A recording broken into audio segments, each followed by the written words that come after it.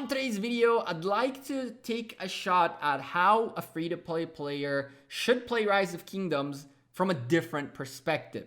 Here's the deal. Rise of Kingdoms has this formula on how to best play the game, which we've adapted to the circumstances of being a free-to-play player. But I think that adoption was kind of bad. And this is a different approach to being a free-to-play player, a different outlook at how to play this game.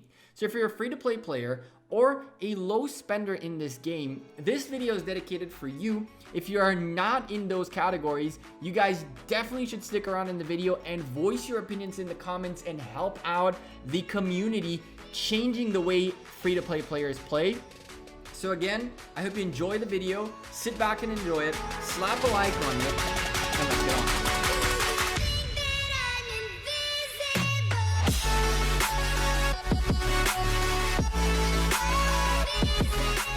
Hey there YouTube, welcome back to Gekko Gaming. Today, I want to change your perspective of how to play the game if you are a free-to-play player. Here's the deal. When Rise of Kingdoms released, it took a little bit until we figured out how to play the game. I've been playing this game for over 420 days.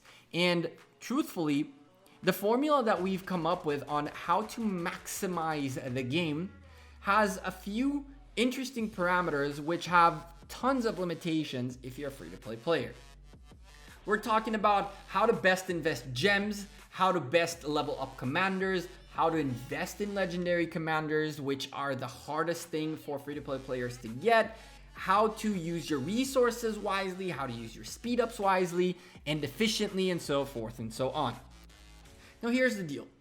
That formula is fantastic when you've spent enough money into the game where you are looking at this game not only as a fun factor but also as an investment. That is right.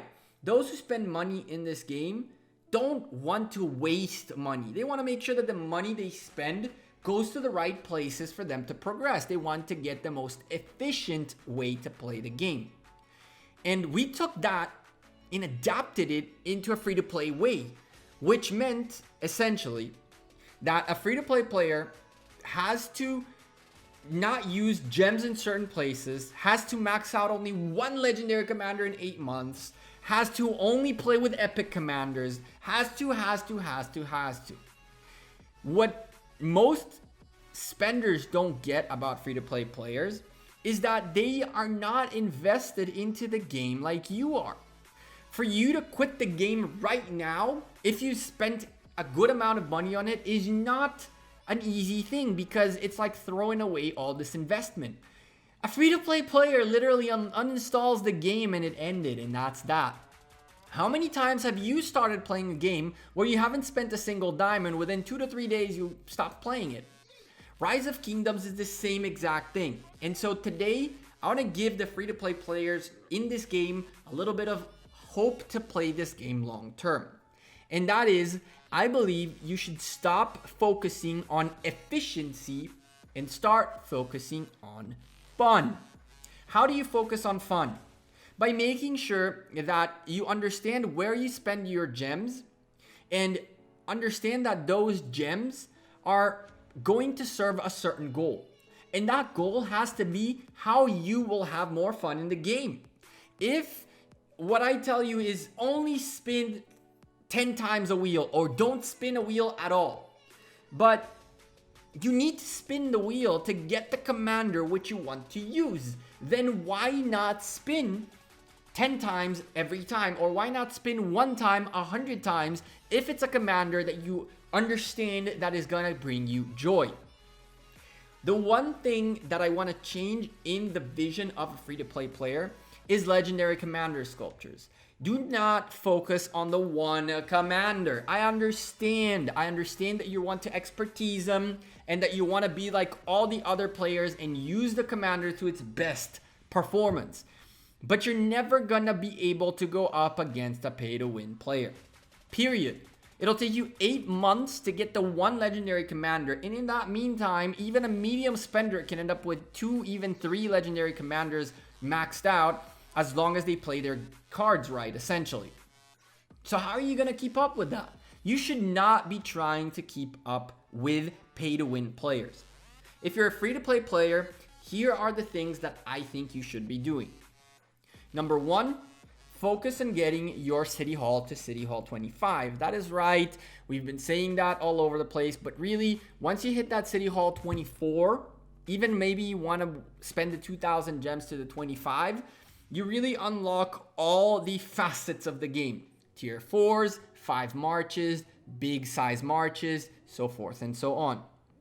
Once you do that, you should not be trying to level up all your buildings to be equal. You should be building the buildings that are required for you to level up your City Hall, and then go towards the resource makers. Why? Because you're really going to need those, and a lot. So yes, to be a tier 5 player, you're going to have to take all of these to level 25 and all of these to level 25 and this and that and that. But honestly, the most important buildings for you to get to level 25 are your Alliance Center, which will give you extra helps, which means it decreases the amount of time it takes you to do things, as well as it increases the speed in which you're healing troops.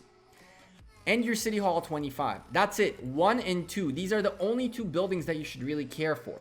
From there, you want to go into these buildings right here and make sure you are getting 1 of each to level 25, because you want then to get your training buildings to level 25 to be able to produce as many troops as possible.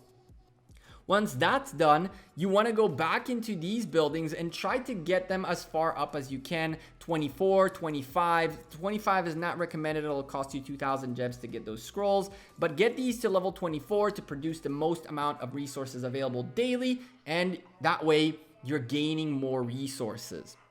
That's building-wise. Training-wise, you should always be training as many troops as you can.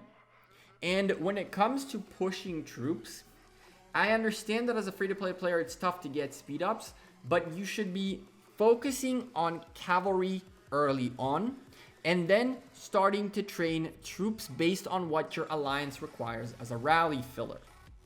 As a free-to-play player, you will most likely be more of a rally filler than anything else. Yes, you want to be an open field combat guy and you want to get all these epic commanders out on the battlefield, but when the big fights, the big fights happen, you're really going to have to be careful how you use your troops. And so you first want to make sure you have as many troops as possible to fill rallies of your alliance to be contributing to your alliance and be able to maintain your position there.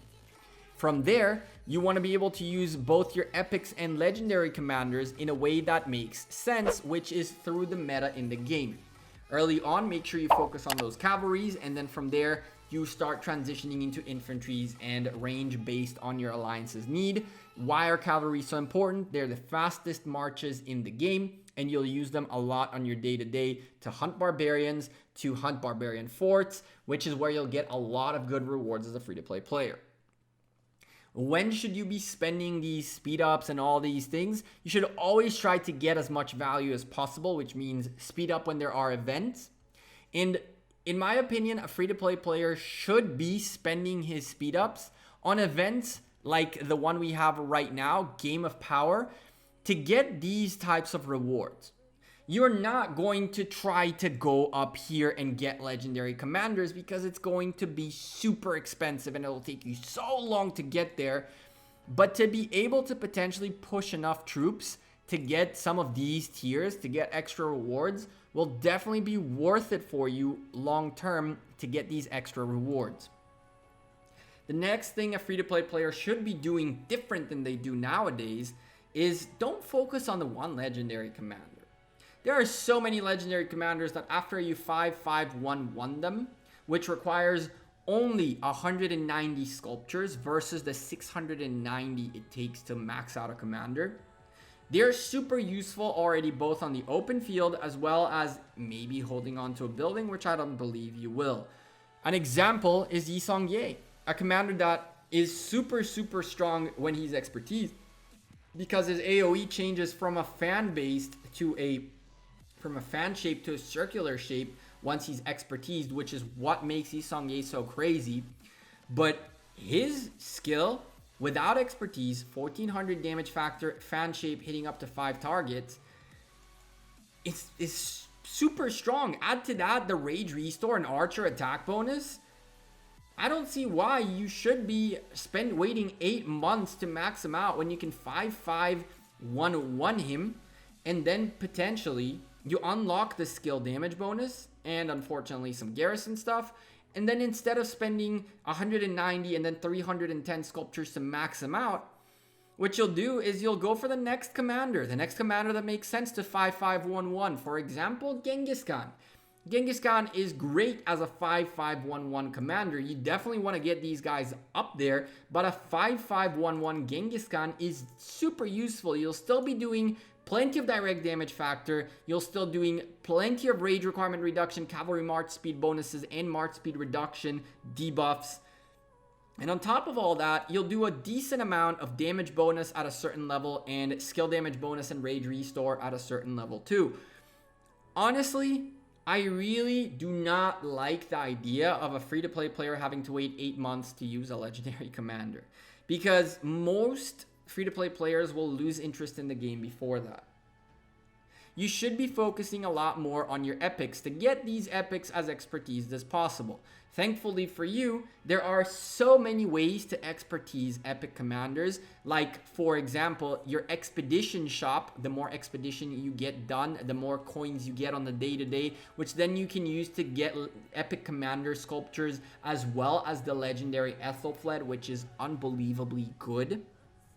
She is probably going to be one of those legendary commanders free-to-play players really focus on and use her a lot, kind of like with a Joan of Arc in the background. If you want to know which epic commanders you shouldn't max, level up, work on, the top 5 ones I believe you should work on, card up on the top right. But in general, the bottom line of this video is this. The normal convention is not good enough for free-to-play players. It is not realistic to expect out of someone to play the game for 8 months to get the one legendary commander done so they can finally use a legendary commander on the field. A 5/1/1/1 Richard is better than no Richard at all. A 5/1/1/1 Richard can give you great use on the field, in buildings, so forth and so on, that is better than saying, oh, well, I'm going to focus everything on Yi Seong-Gye, so screw Richard. Oh, well, I'm going to focus everything on Cao Cao, so screw Yi Seong-Gye. Make sure you are figuring out which legendary commander you should work on next. Work with your alliance, your strong players, to figure out which one is the best for you next and how to level them up. And don't worry about expertising commanders. I don't believe a free-to-play player benefits out of expertising a commander in 6 to 8 months. I feel like having fun in the game will keep you in the game for 6 to 8 months, while hoarding legendary commander sculptures is just not fun. The final thing I want to say is, if you're a free-to-play player, stop worrying about efficiency. I think that people think that free-to-play players should be the most efficient because every error is a crucially deadly one. But you forget that that guy has zero investment into the game. For that guy to make a crucial mistake is not relevant. He's trying to have fun. If he's not enjoying the game but being super efficient, players will leave much more quickly being efficient and not having fun than making a crucial mistake but enjoying their time playing Rise of Kingdoms. I believe this will also potentially entice free-to-play players to spend a little bit to fix the mistake. At the end of the day, you should not be worrying about being efficient unless you are spending in the game and therefore you're trying to get the best bang out of your buck. If you're a free-to-play player, I urge you, have fun. Enjoy the game. Hunt barbarians with the wrong commanders. Hunt barbarians, hit cities with, hit marches on the open field with unexpertised commanders. Sure, enjoy the game. Will it be expensive for you and you won't be able to do too many things because having fun is expensive game-wise, healing, training more troops, getting more commanders. It is. But if you're not enjoying playing the game, what's the point? Let me know what you guys think in the comments down below. What are things free-to-play players should do differently than we recommended as of right now to enjoy the game more? I feel like having more fun will make a free-to-play player want to potentially invest money into the game and get more personally invested in the game than being efficient, and bored out of your mind for 8 months. I highly doubt the percentage of free-to-play players who last to get their first legendary maxed out is above 1%. I believe most of them end up quitting halfway through because it's just like, why am I doing this? Let me know what you think again in the comments down below. I'm Gekko. I'm out of here. Thank you guys very much for watching this video. Free-to-play players, go have some fun. Forget about efficiency. Enjoy the game. Gather, hunt barbarians, fight in the open field, fight in KE, help your alliance mates, fill rallies, do what you need to do to get some excitement out of the game. Because at the end of the day, this is what this is, a game. And it's meant to be fun, not work. I'll see you guys sooner rather than later. Take care and have a good one. Peace.